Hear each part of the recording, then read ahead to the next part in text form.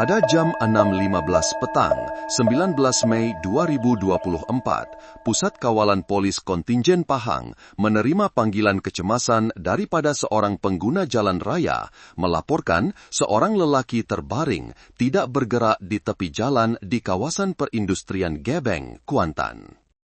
Hanya beberapa menit kemudian, pasukan polis trafik dan polis dari Ibu Pejabat Polis Daerah Kuantan tiba di lokasi. Di hadapan mereka adalah satu pemandangan yang tragis. Seorang lelaki pertengahan umur terbaring di atas rumput, darah membasahi tanah di sekelilingnya. Motosikal lamanya terbalik beberapa meter dari situ, bahagian hadapannya remuk teruk, lampu pecah bertaburan dan serpihan plastik serta besi berselera di atas jalan. Kesan brek yang panjang melebihi 10 meter tergaris di atas tar menandakan satu perlanggaran yang amat kuat. Kendaraan yang menyebabkan kemalangan itu cuba membrek secara mengejut atau dipandu pada kelajuan yang terlalu tinggi.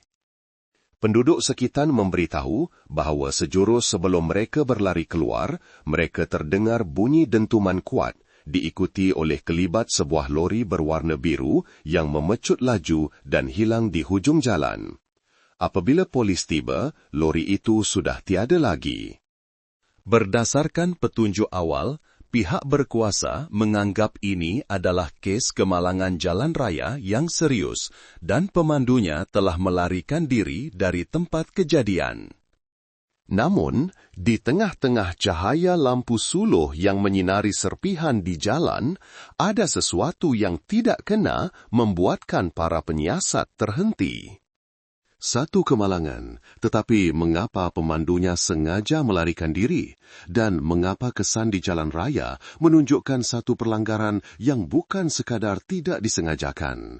Jawapan kepada persoalan itu akan membuka satu rahsia yang akan menggegarkan seluruh Kuantan. Pada malam itu juga, tempat kejadian ditutup rapi. Di bawah cahaya lampu suluh, setiap butiran kecil diperiksa dengan teliti. Hujan renyai-renyai menyebabkan jalan menjadi basah, menyukarkan kerja siasatan. Pasukan forensik mula mengukur kesan brek, mengumpul serpihan, dan mengambil gambar keseluruhan tempat kejadian. Di atas jalan tar, kesan tayar sepanjang lebih 10 meter itu masih mempunyai sisa lumpur dan tar yang hangus, tanda brek mengejut yang sangat kuat. Beberapa meter dari situ, mereka menemui banyak serpihan plastik biru yang dikenal pasti sebagai serpihan lampu sebuah lori. Satu lagi butiran penting, motosikal lama mangsa rosak teruk di bahagian belakang, menunjukkan ia dilanggar dari belakang dengan daya yang sangat kuat. Tetapi apa yang lebih menarik perhatian penyiasat ialah arah motosikal itu jatuh dan kedudukan mangsa tidak selari, seolah-olah ada impak kedua selepas perlanggaran awal. Tidak lama kemudian, identiti mangsa dikenal pasti sebagai Ahmad bin Kasim, 65 tahun, seorang penduduk Kuantan. Dompet dan telepon bimbitnya masih ada, menolak kemungkinan ini adalah kes samun.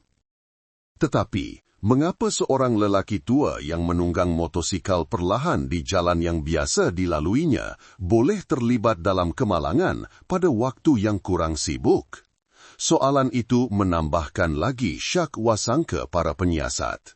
Kira-kira sejam kemudian, keluarga mangsa dimaklumkan dan tiba di lokasi. Dia adalah Siti Aisyah, anak perempuan Encik Ahmad. Dalam keadaan panik, dia memberitahu sambil teresa-esa. Petang tadi ayah saya kata dia nak pergi ke bengkel Zulkefli, bekas suami saya, untuk selesaikan satu perkara. Ayah kata dia tak boleh duduk diam selagi hutang tak dibayar. Maklumat ini segera direkodkan. Superintenden Azman bin Saleh, seorang pegawai penyiasat berpengalaman dari Jabatan Siasatan Jenayah JSJ, segera tiba untuk mengetuai siasatan. Beliau mengarahkan agar sampel cat dianalisis, serpihan lampu dipadankan, dan semua lori berwarna biru yang beroperasi di sekitar kawasan itu pada hari kejadian. Daripada cebisan maklumat awal, gambaran mengenai kemalangan itu mula menjadi lebih jelas. Kesan yang ditinggalkan menunjukkan kenderaan yang melanggar bersaiz besar dan berat, kemungkinan besar sebuah lori. Dan yang anehnya, kesan brek tidak berakhir di titik perlanggaran, tetapi berterusan beberapa meter lagi, seolah-olah kenderaan itu berhenti seketika sebelum memecut pergi. Ia bukan lagi sekadar syak wasangka. Dalam pandangan termenung Superintenden Azman, satu hipotesis baru mula terbentuk. Ini bukan kemalangan biasa. Pagi keesokannya, mayat Encik Ahmad dibawa ke Jabatan Forensik Hospital Tengku Ampuan Afzan untuk bedah siasat. Semua orang menganggap ini hanyalah satu kemalangan jalan raya yang serius, mungkin disebabkan oleh pemandu lori yang cuai atau memandu laju. Namun, hasil bedah siasat membuatkan seluruh bilik siasatan terdiam. Dr. Ismail bin Hamid, Ketua Unit Forensik yang menjalankan bedah siasat itu. Beliau seorang yang sangat berpengalaman, telah mengendalikan ratusan kes kemalangan, tetapi kes ini membuatnya terhenti dan memandang rakan sekerjanya dengan pandangan berat. Pada badan mangsa, terdapat banyak kecederaan yang lazim ditemui dalam perlanggaran kuat, selari dengan kes kemalangan. Namun, ada satu butiran yang luar biasa dan menyeramkan. Di bahagian dada dan belakang mangsa, terdapat 2 set kesan tayar yang bertindih, begitu jelas dan selari, sehingga mustahil ia satu kebetulan. Tindakan ini hanya boleh berlaku jika tayar kenderaan itu telah melaluinya di tempat yang sama sekurang-kurangnya 2 kali. Dengan kata lain, kenderaan yang melanggar itu telah mengundur dan melanggarnya sekali lagi. Tindakan ini menunjukkan niat untuk membunuh, bukan kemalangan. Pakar forensik juga mendapati arah kesan tayar menunjukkan kenderaan itu bergerak berlawanan arah dengan arah mangsa jatuh. Ini mengukuhkan lagi hipotesis bahawa selepas pelanggaran pertama, pemandu itu berhenti, menukar arah dan dengan sengaja melanggar mangsa sekali lagi untuk memastikan dia mati. Apabila mendengar laporan itu, Superintenden Azman yang bertanggungjawab ke atas siasatan terdiam lama. Dia melihat gambar tempat kejadian, kemudian laporan bedah siasat, matanya tegang. Jika ini hanya kemalangan, tiada siapa yang akan berpatah balik untuk melakukan perkara itu, katanya perlahan. Laporan forensik telah mengubah sepenuhnya sifat kes ini. Ia bukan lagi kemalangan jalan raya biasa, tetapi satu kes pembunuhan terancang yang disamarkan dengan licik. Serta-merta, Superintenden Azman mengarahkan agar keseluruhan fail kes ditukar status kepada kes bunuh. Jabatan Siasatan Jenayah, JSJ, digerakkan untuk bekerjasama dengan pasukan siasatan dari IPD Kuantan. Suasana di bilik musyawarat pasukan khas menjadi tegang.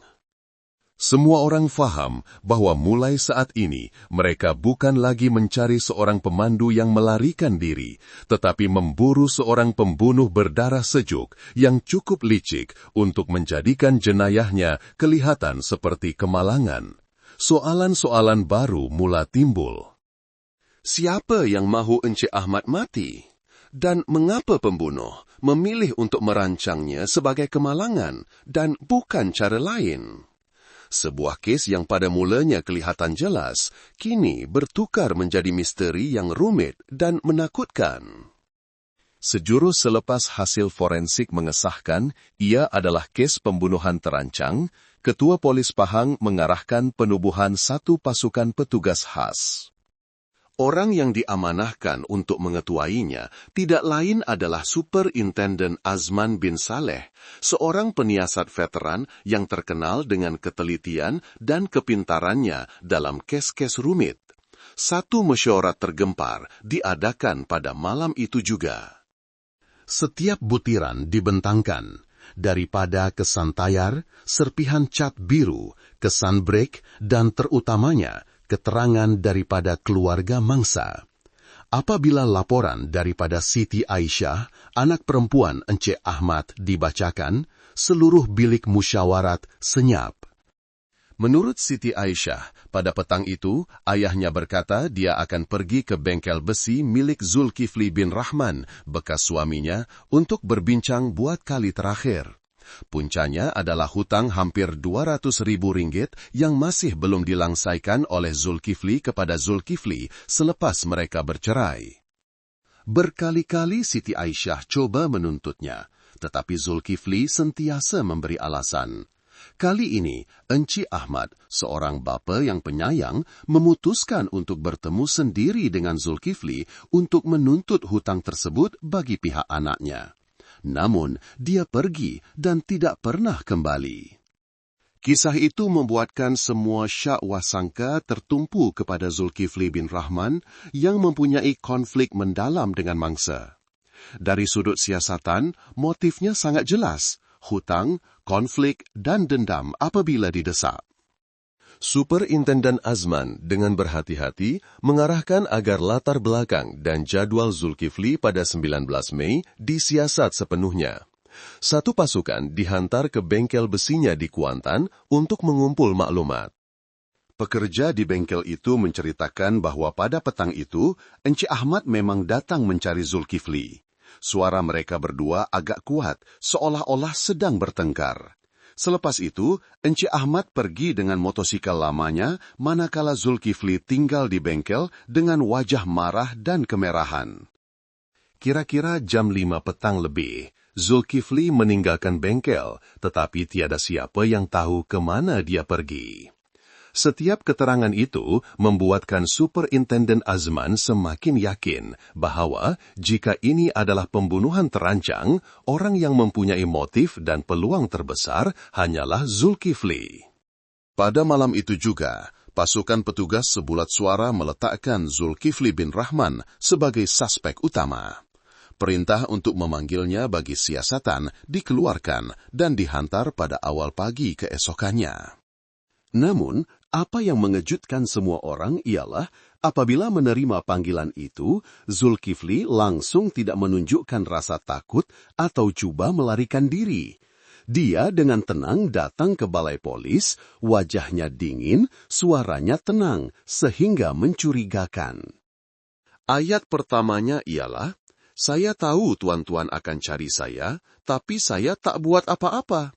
Petang itu, saya pergi hantar barang di Pekan. Ada GPS, ada saksi yang jelas." Ketenangan itu membuatkan seluruh pasukan penyiasat terkejut.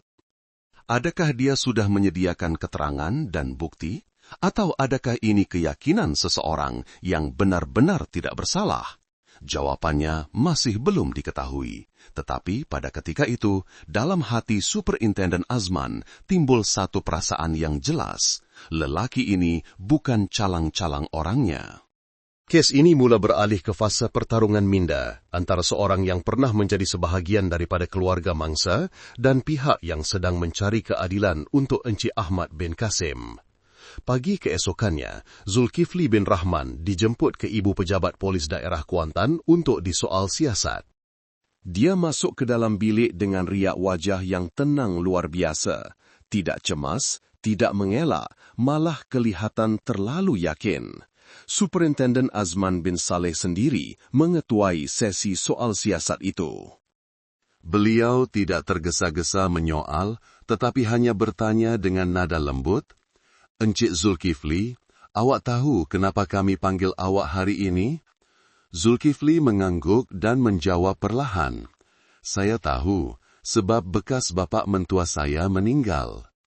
"Saya dengar kemalangan, tapi tuan-tuan mesti syak saya, kan? Saya tak ada kena-mengena. Petang itu saya pergi hantar barang di Pekan sepanjang petang. Ada saksi, ada GPS yang jelas." Kata-katanya membuatkan bilik itu senyap seketika. Pasukan siasatan sudah bersedia untuk berdepan dengan helahnya, tetapi sikap proaktif dan keyakinan Zulkifli membuatkan semua orang terkejut. Apabila ditanya secara terperinci, Zulkifli menerangkan dengan lancar seolah-olah sudah menghafalnya. Pada petang 19 Mei, dia meninggalkan bengkel pada jam 2 petang, memandu lori berdaftar dengan nombor plat Pahang untuk menghantar barangan besi kepada rakan niaganya di Pekan, kira-kira 20 km dari Kuantan. Setibanya di sana, dia menurunkan barang, menandatangani invoice, dan kemudian makan malam bersama rakan niaganya. Dia hanya kembali ke bengkel sekitar jam 8 malam. Untuk membuktikan kata-katanya, Zulkifli segera mengemukakan 3 jenis bukti. Pertama, saksi. Semua pekerja di bengkel mengesahkan Zulkifli telah memandu lori untuk menghantar barang sejak awal petang dan tidak kembali sehingga lewat malam. Kedua, data GPS. Data dari kotak hitam lori itu sepadan sepenuhnya dengan perjalanan yang dinyatakan oleh Zulkifli. Dari Kuantan ke Pekan, berhenti di sana selama lebih 3 jam, kemudian kembali. Ketiga, invoice penghantaran dengan tanda tangan dan cop syarikat penerima di Pekan yang menyatakan dengan jelas masa urus niaga selesai adalah pada jam 5.55 petang, selari dengan keterangannya. Segalanya sepadan dengan begitu sempurna sehingga mencurigakan. Para penyiasat menyemak semula rekod, semua data adalah sahih. Malah apabila isyarat GPS lori itu disemak, peta perjalanan menunjukkan kenderaan itu tidak pernah meninggalkan laluan Kuantan Pekan. Jika hanya berdasarkan bukti teknikal, Zulkifli mempunyai alibi yang sangat kokoh. Walaupun begitu, Superintendent Azman masih tidak percaya. Dia memperhati setiap ekspresi Zulkifli. Lelaki itu bukan sahaja tenang, tetapi juga yakin dengan cara yang dingin, seolah-olah sudah mempersiapkan segalanya terlebih dahulu. Awak kata, petang itu awak pergi hantar barang. Jadi, dalam tempoh itu, ada orang lain yang dibenarkan memandu lori awak. Tak ada, lori itu saya pandu sendiri, kunci sentiasa dalam poket saya, jawab Zulkifli serta-merta tanpa berfikir. Jawapan yang ringkas, tegas, dan kelancaran, itulah yang membuatkan Superintendent Azman semakin tidak senang hati. Dalam mesyuarat selepas itu, pasukan tugas menemui jalan buntu. Semua bukti fizikal mengesahkan Zulkifli tidak bersalah. Tetapi semua motif, konflik, dan masa kejadian menuding kepadanya. Seorang pegawai muda berkata, mungkin dia hanya kebetulan orang yang ada konflik, mungkin pelaku sebenarnya orang lain. Superintendent Azman diam-diam melihat peta tempat kejadian, matanya tajam. Satu kebetulan yang begitu sempurna, selalunya bukanlah satu kebetulan. Kata-kata itu membuatkan seluruh bilik musyawarat senyap. Mereka faham kes ini masih mempunyai lapisan misteri lain yang menyelubungi kebenaran. Alibi Zulkifli bin Rahman yang kelihatan begitu kukuh sebenarnya adalah petunjuk pertama yang mendedahkan satu konspirasi yang dirancang teliti.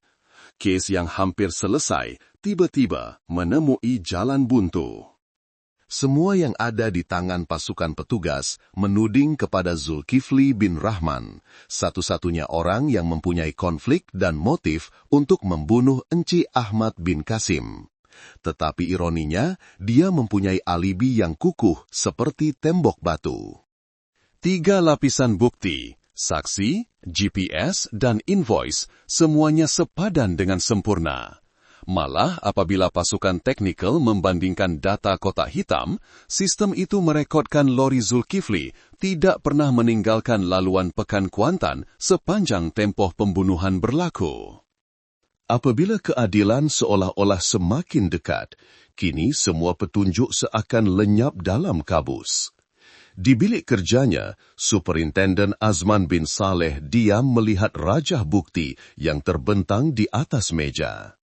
Puluhan laporan, gambar tempat kejadian, dan hasil ujian forensik dilekatkan di dinding, tetapi tiada satupun butiran yang dapat membuktikan Zulkifli berada di tempat kejadian.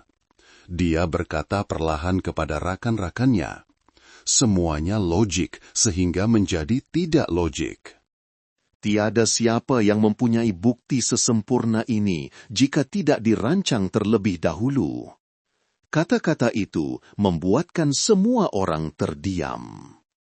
Adakah Zulkifli telah merancang terlebih dahulu untuk mencipta alibi? Tetapi jika begitu, bagaimana dia melakukannya? Seorang diri, dia tidak mungkin berada di Pekan dan pada masa yang sama muncul di Jalan Gebeng. Pasukan siasatan mula meluaskan pencarian.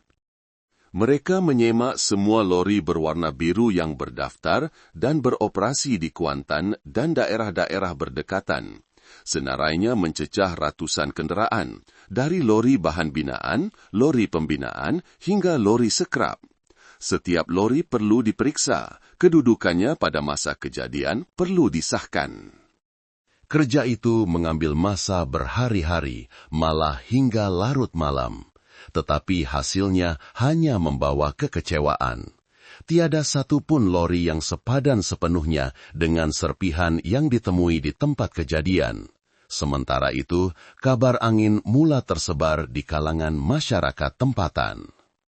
Orang ramai berbincang. Ada yang bersimpati dengan Encik Ahmad, ada pula yang mengesyaki polis buntu dalam kes yang kelihatan mudah. Tekanan semakin memuncak ke atas pasukan tugas. Namun, di tengah-tengah hari-hari yang seolah-olah tiada harapan, Superintenden Azman tetap teguh dengan kepercayaannya bahawa Zulkifli terlibat.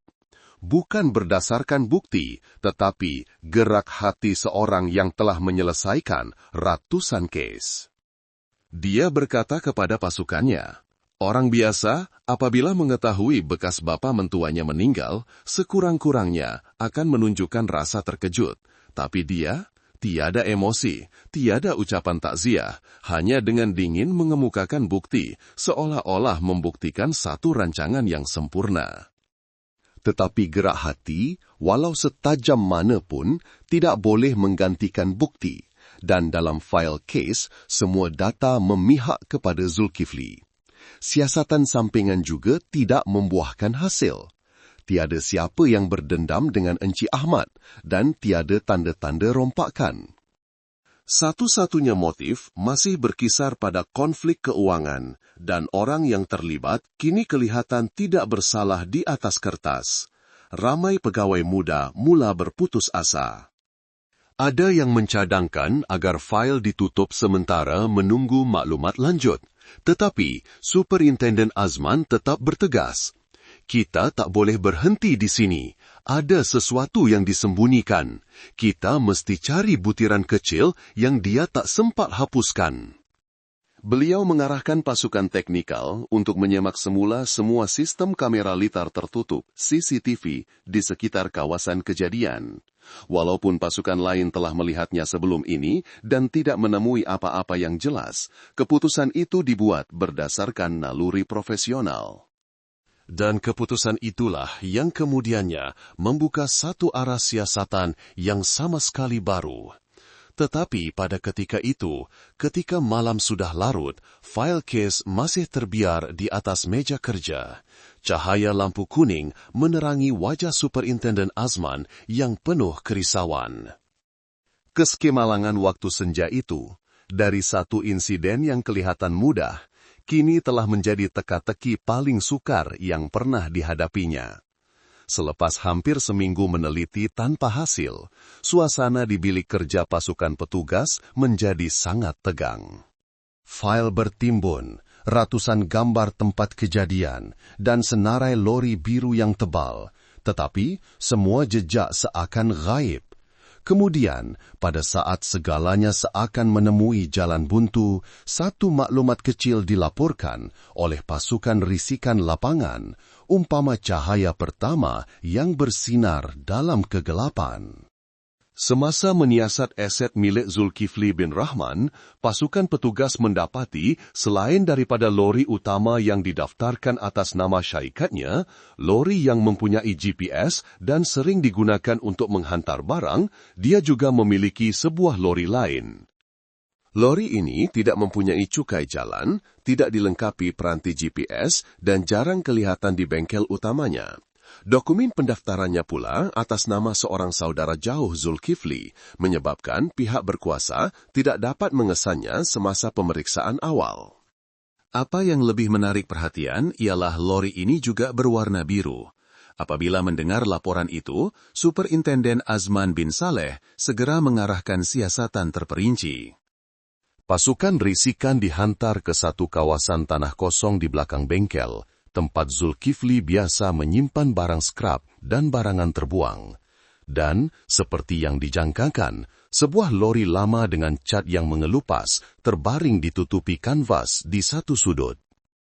Lori itu jelas menunjukkan tanda-tanda telah lama terbiar. Tayarnya dipenuhi habuk, bumper hadapannya kemik teruk, dan salah satu lampu hadapannya pecah. Apabila melihatnya, semua orang terdiam karena bentuk lampu dan warna cat yang mengelupas itu hampir sepadan sepenuhnya dengan serpihan yang ditemui di tempat kejadian. Pegawai teknikal segera mengambil sampel cat, mengukur kesan kemik untuk dibandingkan dengan data forensik sebelumnya. Hasil ujian awal menunjukkan sampel cat itu 98% sepadan. Di bengkel, seorang pekerja menceritakan bahwa lori ini pernah digunakan oleh Zulkifli untuk mengangkut barang sekerap di sekitar bandar, tetapi sejak beberapa bulan kebelakangan ini, tiada siapa yang melihatnya digunakan. Kali terakhir mereka melihat lori itu adalah pada petang 19 Mei, hari kejadian. Apabila ditanya lebih lanjut, pekerja itu kelihatan teragak-agak. Saya ingat hari itu dah nak senja. Abang Zulkifli kata ada urusan penting, tak boleh bawa lori besar. Dia ambil lori lama nih, katanya nak pergi sekejap saja. Tapi bila malam dia balik, lori itu tak ada di tempat biasa. Esoknya baru nampak balik. Butiran itu membuatkan seluruh pasukan tergamam. Jelas sekali, lori lama tanpa GPS dan cukai jalan itu digunakan pada hari pembunuhan dan ia hilang pada waktu yang sama mangsa dilanggar. Segalanya mula menjadi jelas. Jika lori ber-GPS itu adalah perisai sempurna untuk Zulkifli mencipta alibi, maka lori lama inilah alat sebenar yang digunakannya untuk melakukan jenayah. Apabila mendengar laporan itu, Superintenden Azman menggenggam erat file kas, suaranya serak. Dia bukan kebetulan ada alibi. Dia dah rancang dari awal. Seseorang yang ada dua lori yang sama, satu untuk buktikan dia tak bersalah, satu lagi untuk melakukan jenayah. Suasana di bilik mesyuarat menjadi riuh. Selepas berhari-hari dalam kegelapan, pasukan petugas akhirnya menemui kunci untuk menyelesaikan kes ini. Namun, itu hanyalah petunjuk pertama. Mereka memerlukan bukti bergambar, bukti fizikal yang jelas bahwa lori ini benar-benar berada di tempat kejadian pada masa pembunuhan berlaku. Dan untuk melakukannya, Superintenden Azman memberi arahan. Semak semua CCTV di sekitar Jalan Gebeng, setiap jam, setiap sudut rakaman, walau hanya bayang lori yang kabur, jangan terlepas. Arahan itu dikeluarkan pada malam itu juga.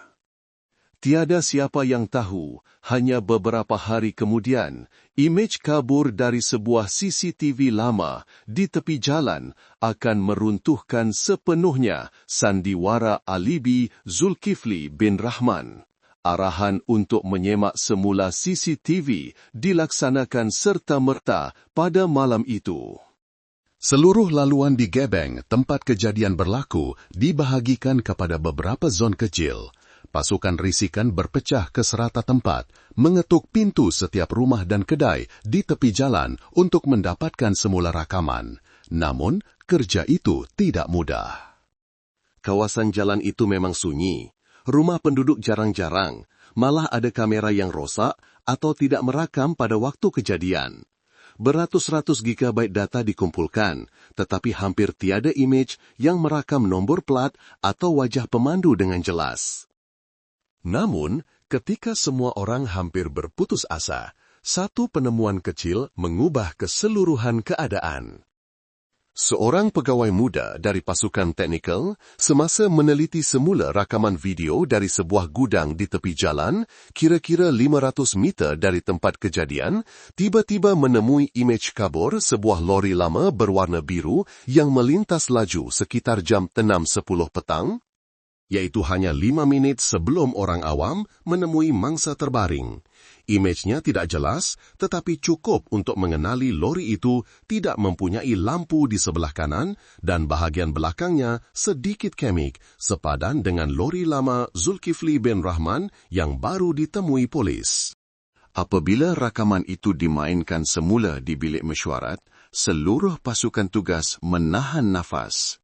Walaupun imejnya kabur, saiz, warna cat, bentuk kabin dan kesan kemik di hadapan semuanya sepadan dengan hasil siasatan forensik. Superintenden Azman bin Saleh menuding ke skrin, suaranya perlahan.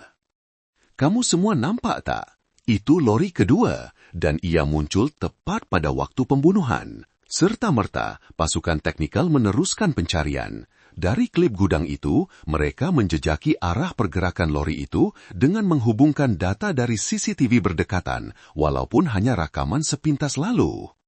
Setiap bingkai, setiap saat dibesarkan, kecerahannya diubah, kontrasnya diubah.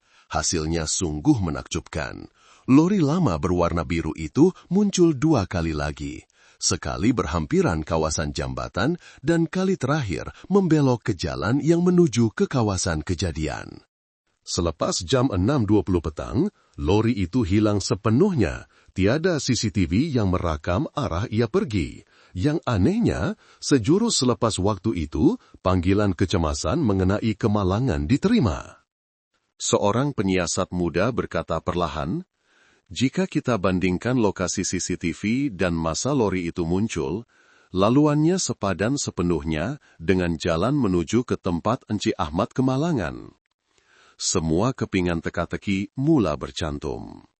Sebuah lori lama tanpa cukai jalan, tanpa GPS, dengan warna cat yang sama dengan serpihan di tempat kejadian, muncul tepat pada masanya di laluan yang sama. Superintenden Azman menghela nafas perlahan, tetapi matanya bersinar. Dia tahu tembok alibi sempurna Zulkifli bin Rahman mula retak. CCTV mungkin kabur, imej mungkin kurang jelas, tetapi kebenaran tidak akan pernah hilang. Walaupun hanya satu bingkai, ia cukup untuk mendedahkan keseluruhan sandiwara yang dicipta. Pada malam itu juga, semua data video dimitrai, disalin, dan dihantar ke unit teknikal forensik di Bukit Aman untuk dianalisis dan ditingkatkan kualiti imejnya. Jika hasilnya mengesahkan lori dalam rakaman itu adalah lori lama Zulkifli, maka seluruh rancangan alibinya akan runtuh. Lampu di bilik mesyuarat masih menyala hingga larut malam. Semua orang letih, tetapi tiada siapa yang berganjak. Kerana mereka faham, hanya dengan satu lagi bingkai gambar, semua rahsia yang tersembunyi di sebalik kemalangan waktu senja akan terbongkar. Pagi 27 Mei 2024, hampir 10 hari selepas kejadian, bilik soal siasat di Ibu Pejabat Polis Daerah Kuantan terang sejak awal. Di atas meja, fail kes yang tebal bersama gambar tempat kejadian, hasil analisis cat, dan imej dari CCTV disusun rapi. Zulkifli bin Rahman dipanggil untuk kali kedua. Berbeza dengan kali pertama, hari ini dia masuk dengan wajah yang kurang yakin. Matanya tidak lagi dingin seperti dahulu, tetapi bercampur sedikit rasa waspada. Mungkin dia sudah merasakan bahawa siasatan kes ini semakin menghampirinya. Superintenden Azman bin Saleh duduk di hadapannya. Suaranya masih tenang, tetapi matanya tajam seperti pisau. Encik Zulkifli, kali terakhir kita berjumpa, awak kata petang 19 hari bulan, awak pergi hantar barang di Pekan, betul? Ya, saya ada GPS, ada saksi, ada invoice. Tuan-tuan dah periksa semua kan? Suaranya masih cuba bertenang, tetapi kedua-dua tangannya sudah digenggam erat. Superintenden Azman mengangguk. membuka fail dan meletakkan gambar sebuah lori lama yang berhabuk dengan bahagian hadapan yang kemek di atas meja. "Awak kenal lori ni?" Zulkifli menjeling sekilas dan terus menjawab, "Lori lama saya, dah lama saya tak guna." "Jadi, kenapa ramai pekerja kata mereka nampak awak pandu lori itu pada petang hari kejadian?" Soalan itu dilontarkan perlahan, tetapi cukup untuk membuat Zulkifli sedikit tersentak. Dia diam beberapa saat sebelum cuba menukar topik. "Mungkin mereka silap tengok. Lori itu dah rosak. Saya guna lori besar untuk hantar barang. Tak ada masa nak pandu lori skerap." Superintendent Azman tidak menjawab, sebaliknya mengeluarkan satu lagi gambar, keratan dari CCTV gudang di tepi jalan.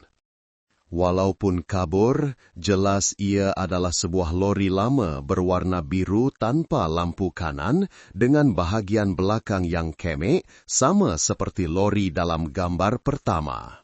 Dia berkata perlahan tetapi setiap perkataan menusuk. CCTV tak pandai menipu, Encik Zulkifli. "Ini gambar lori awak melintasi kawasan kejadian hanya 5 minit sebelum mangsa ditemui. Sekarang awak masih kata awak tak terlibat?" Suasana di dalam bilik senyap sunyi, hanya kedengaran bunyi pen diketuk perlahan di atas meja. Zulkifli memandang skrin, wajahnya berubah pucat sebelum tersenyum sinis. "Gambar kabur macam tu, tuan-tuan berani cakap itu lori saya? Saya rasa bukan." Dia cuba tersenyum, tetapi bibirnya bergetar. Jawapan itu tidak dapat menipu para penyiasat yang berpengalaman. Superintendent Azman dengan tenang meletakkan pula laporan analisis cat yang 98% sepadan antara serpihan di tempat kejadian dengan cat pada lori lama itu di hadapannya. Kalau ini hanya kebetulan, mungkin ini salah satu kebetulan paling jarang berlaku di dunia, Encik Zulkifli. Zulkifli mengetap bibir dan diam. 1 minit, 2 minit berlalu, seluruh bilik diselubungi ketegangan yang memuncak. Superintendent Azman perlahan-lahan berdiri, berjalan mengelilingi meja soal siasat. Suaranya masih mendatar tetapi dingin. "Awak tahu tak, kes ini bukan sekadar kemalangan biasa. Bekas bapa mentua awak dilanggar 2 kali. 2 kali, Encik Zulkifli. Lori itu mengundur dan melanggarnya sekali lagi. Macam mana awak nak jelaskan perkara itu?" Kali ini Zulkifli tidak dapat tersenyum lagi. Pandangannya mula liar, kedua-dua tangannya digenggam erat, peluh mula membasahi dahinya. Dia mengeluh, cuba berdalih. Saya tak tahu. Sumpah saya tak buat. Mungkin ada orang pinjam lori saya." Superintendent Azman tidak memotong, hanya duduk semula dengan perlahan, menolak helaian kertas terakhir ke arahnya. Ia adalah cetakan laluan GPS lori besar, bukti alibi yang pernah dibanggakan oleh Zulkifli. Tetapi di bawahnya terdapat satu jadual masa yang ditanda oleh pasukan teknikal. "Awak kata awak tinggalkan bengkel jam 2 petang kan?" "Betul." "Bagus.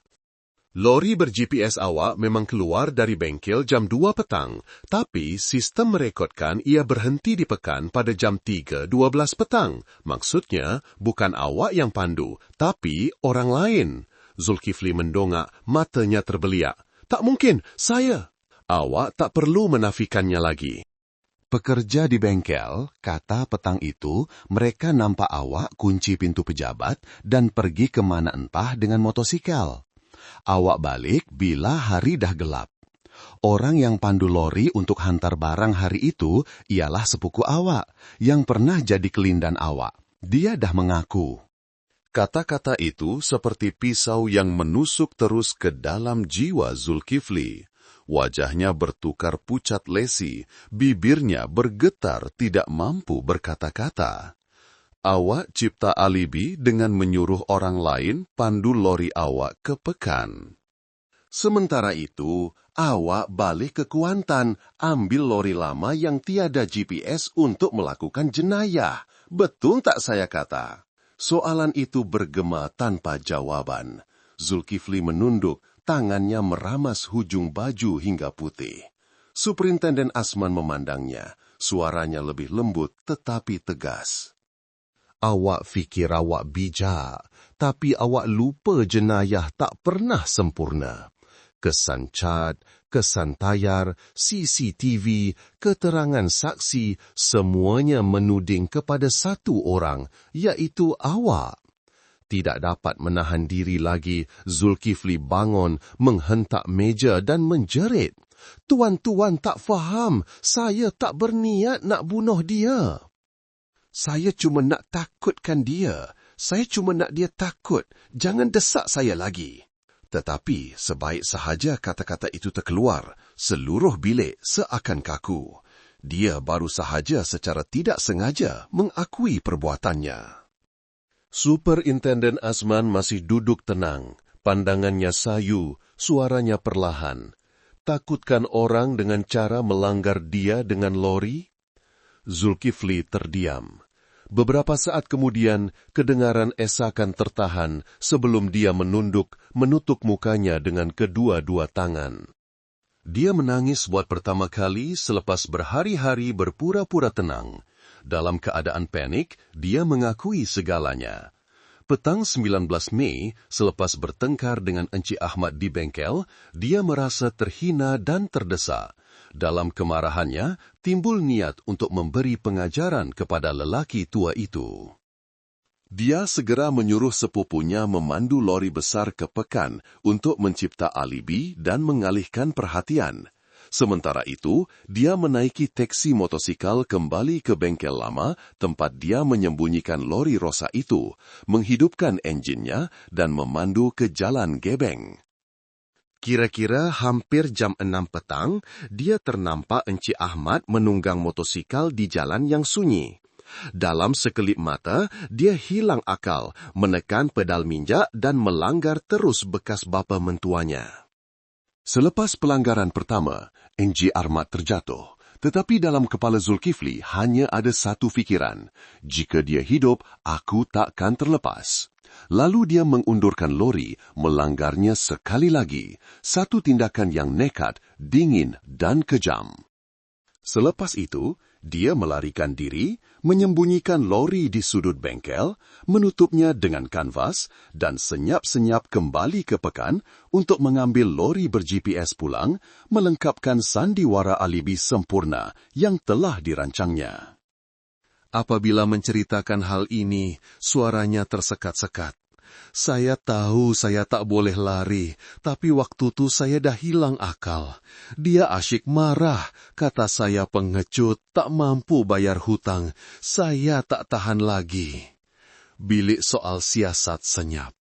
Superintenden Azman menutup perlahan fail kes, berkata perlahan, marah bukan alasan untuk membunuh. Bekas bapa mentua awak cuma mahu menuntut keadilan untuk anak perempuannya. Zulkifli menunduk, air matanya jatuh ke lantai yang sejuk. Dia tahu sandiwara yang dibinanya telah runtuh sepenuhnya. Seorang pegawai lain mencatat pengakuan, suaranya sedikit bergetar. Selepas hampir 10 hari siasatan, kes ini akhirnya selesai. Pembunuhnya ialah Zulkifli bin Rahman, bekas menantu mangsa. Pertarungan minda berakhir bukan dengan konfrontasi dramatik, tetapi dengan kehancuran seorang manusia di hadapan kebenaran. Zulkifli bin Rahman ditahan reman pada hari itu juga. Pintu bilik soal siasat tertutup, meninggalkan di belakangnya satu keluhan berat bercampur keletihan dan penyesalan. Kerana di mata mereka yang bertugas, setiap kes yang ditutup bukan sahaja satu kejayaan, tetapi juga satu tragedi. Seorang mati, seorang lagi masuk penjara, dan di belakangnya adalah sebuah keluarga yang hancur, satu kesakitan yang tidak akan pernah sembuh. Pagi awal bulan Mei 2025, Mahkamah Tinggi Kuantan penuh sesak. Semua orang datang awal, sebahagiannya karena ingin tahu, sebahagian lagi karena masih tidak percaya bahwa Zulkifli bin Rahman yang pernah dikenali sebagai seorang yang baik, kini adalah pembunuh dalam kes yang menggegarkan seluruh Kuantan. Di kandang tertuduh, Zulkifli menunduk diam. Sejak mengaku bersalah, dia tidak berkata apa-apa lagi. Wajahnya tidak lagi angkuh, tetapi hanya dipenuhi keletihan, penyesalan, dan ketakutan. Rambutnya yang kemas kini kusut masai, matanya cengkung, wajahnya lesu. Dia kelihatan 10 tahun lebih tua hanya selepas beberapa bulan dalam tahanan. Di bawah, Siti Aisyah, anak perempuan mangsa, duduk diam dengan air mata yang tidak henti-henti mengalir. Di tangannya ada gambar ayahnya, Encik Ahmad bin Kasim, seorang bapa tua yang baik hati yang menghabiskan hidupnya sebagai mekanik, mengumpul setiap sen untuk anak perempuannya.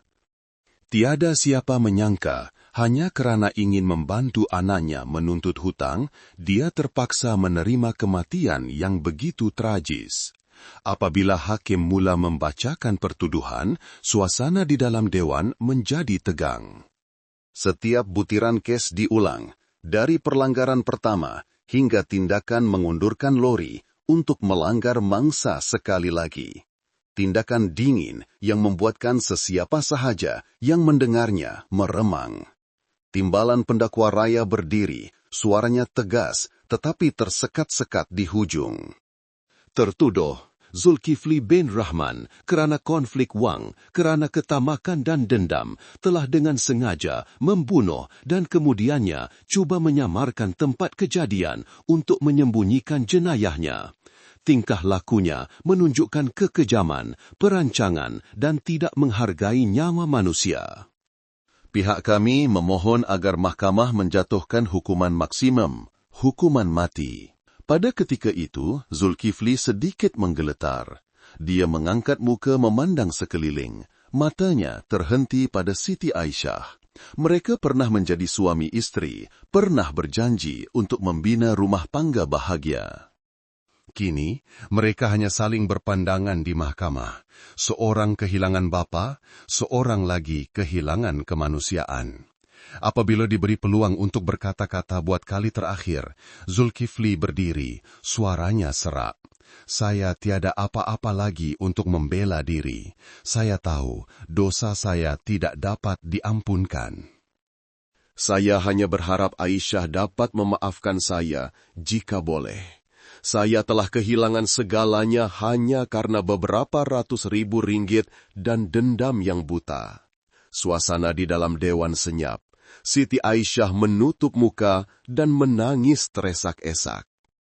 Orang ramai yang hadir, walaupun tidak mengenali mereka, turut menitiskan air mata, kerana mereka faham ini bukan sahaja hukuman untuk seorang pembunuh, tetapi juga hukuman takdir tentang kesilapan yang tidak boleh diundur.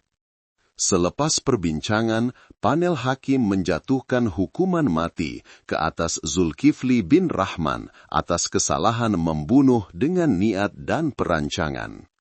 Perkataan hukuman mati bergema dingin di tengah-tengah dewan yang senyap. Zulkifli rebah, bahunya terhinjut-hinjut. Nampaknya semua perancangan, semua hela, semua tipu daya, paling licik pun tidak dapat melawan keadilan. Perbicaraan berakhir, tetapi kesannya masih menghantui ramai orang. Seorang bapa tua kehilangan nyawa hanya kerana percaya bahawa keadilan dan akal budi dapat menyentuh hati manusia. Seorang anak perempuan kehilangan bapa dan juga bekas suaminya, dan seorang lelaki karena wang dan keegoan menolak hidupnya ke penghujung.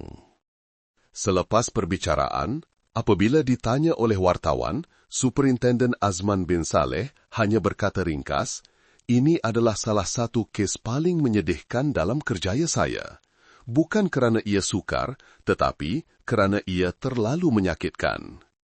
Seorang bapa pergi, seorang lagi masuk ke neraka hanya kerana hutang.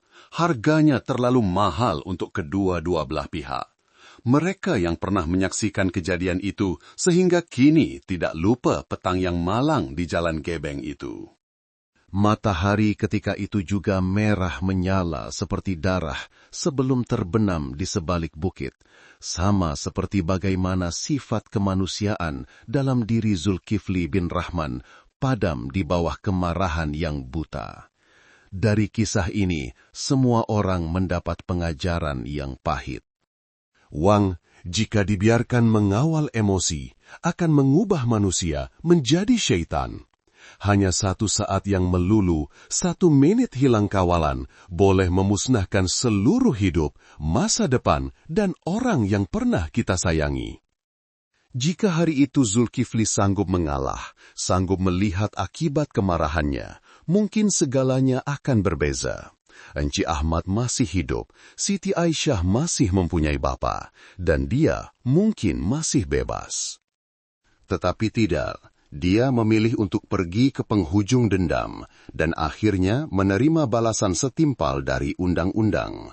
Orang kata, undang-undang sentiasa adil, tetapi hati nurani adalah hakim yang paling berat.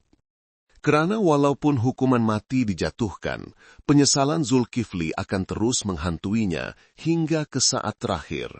Manakala bagi yang tinggal, kesakitan kehilangan bapa, kehilangan orang tersayang, dan kehilangan kepercayaan tidak akan pernah pudar. Kisah ini berakhir, tetapi gema daripadanya kekal sebagai amaran kepada kita semua. Jangan biarkan wang dan hutang membutakan akal. Jangan biarkan kemarahan mengubah kita menjadi penjenayah. Dan jangan sekali-kali berpikir bahwa jenayah yang dirancang boleh terlepas daripada keadilan. CCTV mungkin kabur, saksi mungkin keliru, tetapi kebenaran tidak akan pernah hilang. Lambat laun, ia akan terdedah seperti cahaya yang menembusi kegelapan, seperti keadilan yang akan tiba walau berapa lama pun menanti. Bagi mereka yang bertugas dalam siasatan, kes ini meninggalkan satu persoalan besar. Dalam setiap file kes, di sebalik jenayah, sentiasa ada tragedi kemanusiaan, tragedi ketamakan, kurangnya kawalan diri, dan hubungan yang pernah terjalin dengan ikatan kekeluargaan. Seorang bapa menuntut hutang untuk anaknya. Seorang bekas menantu memilih untuk membunuh demi melarikan diri dari tanggung jawab. Akhirnya, hanya tinggal kesakitan untuk semua. Undang-undang telah menutup kes ini, tetapi bagi masyarakat, kisah ini tetap menjadi pengajaran mendalam tentang hati budi, moral, dan nilai sebenar wang. Wang yang diperoleh dengan titik peluh adalah untuk kehidupan yang lebih baik. Tetapi wang yang menguasai akal dan memacu ketamakan boleh mengubah manusia menjadi raksasa. Dan ada kalanya, harga yang perlu dibayar untuk satu saat yang melulu adalah nyawa itu sendiri. Berakhirnya kes kemalangan waktu senja, keadilan telah ditegakkan, tetapi di sebalik hukuman itu masih ada pesanan untuk kita semua. Di tengah-tengah kehidupan yang penuh cabaran ini, jagalah hati nurani dan ketenangan. Kerana dengan hanya seminit kehilangannya, Anda boleh kehilangan segalanya, baik keluarga maupun kehidupan. Hai semua, terima kasih kerana sudi mendengar. Korang semua tengah tonton dari mana nih? Cuba komen sikit, saya nak tahu juga. Dan apa pendapat korang tentang cerita yang saya kongsikan tadi? Best tak? Sila tinggalkan komen Anda ya, saya suka baca pandangan dari Anda semua. Apa-apapun, saya doakan semoga Anda semua yang sedang menonton sentiasa berada dalam keadaan sehat, selamat, dan tenang selalu. Semoga kita semua dilindungi dan dipermudahkan segala urusan. Jaga diri baik-baik di mana saja Anda berada. Saya percaya ramai di antara Anda yang ada kisah yang lebih menarik. Kalau ada cerita best yang nak dikongsikan, jangan malu-malu untuk tulis di ruangan komen di bawah. Nanti kita boleh baca dan kongsi bersama-sama. Siapa tahu cerita Anda boleh menjadi inspirasi untuk kita semua.